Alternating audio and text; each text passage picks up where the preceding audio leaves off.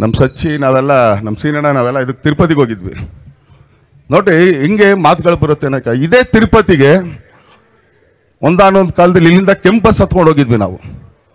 ಕೆಳಗಡೆ ಇಳ್ದು ಮೇಲ್ಗಡೆಗೆ ಇನ್ನೊಂದು ಮಾಡ್ಕೊಂಡು ಎಲ್ಲ ಮಾಡ್ಕೊಂಡು, ನಾನು ಆ್ಯಕ್ಚುಲಿ ಸಚ್ಚಿಗೆ ನಮ್ಮ ಸೀನಣ್ಣಂಗೆ ಇಬ್ಬರು ಹೇಳಿದೆ, ನೋಡ್ರೆ ಇವತ್ತು ಇದೇ ದೇವ್ರ ದರ್ಶನ ಮಾಡೋದಕ್ಕೆ ಕೋಟಿಗಟ್ಟಲೆ ಕಾರಲ್ಲಿ ಬರ್ತಾ ಇದೀವಲ್ಲಯ್ಯ, ಹಂಗಾರೆ ಭಗವಂತನ ಹತ್ರ ನಾನೇನು ಕೇಳ್ಕೊಳ್ಳಿ, ಇನ್ನೇನು ಕೇಳ್ಕೊಳಕತ್ತೆ, ಕೇಳೋದೇನಿಲ್ಲಪ್ಪ ನಂದು, ಧನ್ಯವಾದಪ್ಪ ಇಲ್ಲಿವರೆಗೂ ತಂದಿದ್ಯಾ, ಥ್ಯಾಂಕ್ಸ್ ಅಷ್ಟೇ, ಇನ್ನೂ ನನಗೆ ಇಟ್ಕೊಡೋದು ಏನಕ್ಕೆ ಕೇಳಲಿ ನಾನು?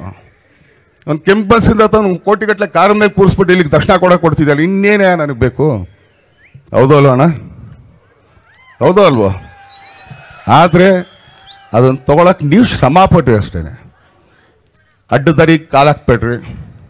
ನಾನು ಇವತ್ತಿಗೂ ಹೇಳ್ಕೊಡ್ತೀನಿ ಎಲ್ಲರೂ, ಯಾಕಂದ್ರೆ ಅಕ್ಕ ತಂಗಿರಿದ್ರೆ ಬೇಜಾರು ಮಾಡ್ಕೋಬೇಡ್ರಿ. ತಲೆ ಹಿಡಿಬೇಡಿ, ತಲೆ ಹೊಡಿಬೇಡಿ, ಎರಡು ಬಿಟ್ಟು ಇನ್ನೇನು ಮಾಡ್ತೀರಾ ಮಾಡ್ರಿ.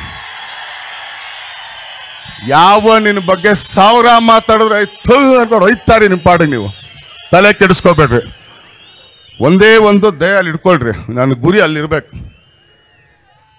ಈಗಲೂ 25 ವರ್ಷ ಅಂದಾಗ ನಾನು ನನ್ನೇನು ಕೇಳಿದಾಗ ಯಾರಿಗೋ ಹೇಳ್ತಿದ್ದೆ ಇನ್ನೂ 0ಲೇ ಇದ್ದೀನಿ ನಾನು ಅಂತ.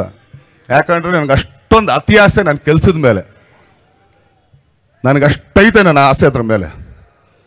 ನೀವು ತುಂಬ ಇಷ್ಟಪಟ್ಟು ನಿಮ್ಮ ಕೆಲಸಗಳು ಮಾಡಿರಿ, ಏನೇ ಮಾಡಿರಿ, ಇವೆರಡು ಕೆಲಸ ಬಿಟ್ಟು ಇನ್ನೇನು ಕಾರ್ ಮಾಡಿರಿ, ಖಂಡಿತ ಒಂದಲ್ಲ ಒಂದಿನ ನಿಮ್ಗೆ ಜಯ ಸಿಕ್ಕೇ ಸಿಗುತ್ತೆ.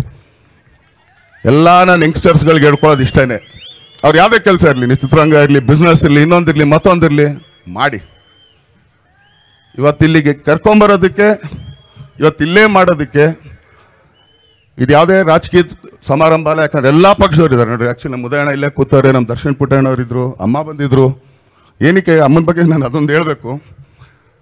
ನನಗೆ ಹೆತ್ತುತ್ತಾಯಿ ಒಬ್ಳಾದ್ರೆ ನನ್ನ ಬುದ್ಧಿ ಕಲಿಸಿತಾಯಿ ನಮ್ಮ ಅಮ್ಮನೇ, ಅದು ಸುಮ್ಮಮ್ಮ.